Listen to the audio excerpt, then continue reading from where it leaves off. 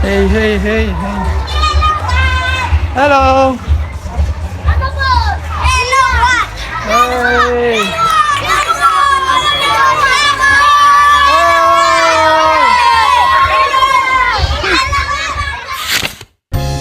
Muli na naman nga po tayong naimbitahan ng Punta Elementary School para maghurado sa kanilang Mr. and Miss PES 2026.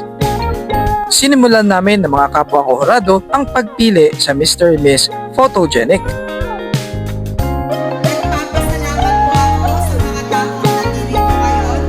Absent tayo nung pre-pageant nila, kaya naman coronation day na ang ating dinatnan.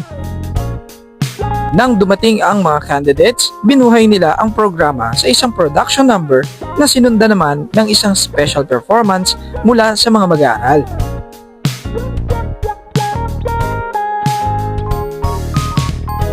Habang hinihintay ang pagbalik ng mga candidates, nakipagkulitan muna tayo sa mga estudyante. Nang magbalik ang pinakahihintay ng mga contestant, suot na nila sa pagrampa ang pangmalakasan nilang mga suit at gown. Talaga namang tinutukan at pinakaabangan ng mga manonood kung sino ang magwawagi at tatanghaling Mr. and Miss PES 2026. Deserving naman ng lahat na magwagi, pero dahil kompetisyon ito, kailangang may magawi ng corona. Maya-maya lamang, sunod-sunod ng pinangalanan ang mga nanalo.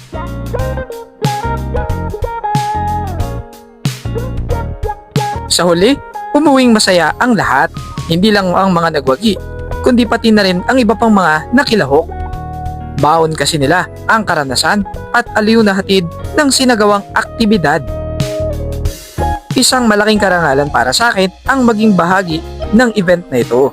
Kaya naman maraming salamat, Barangay Punta Elementary School.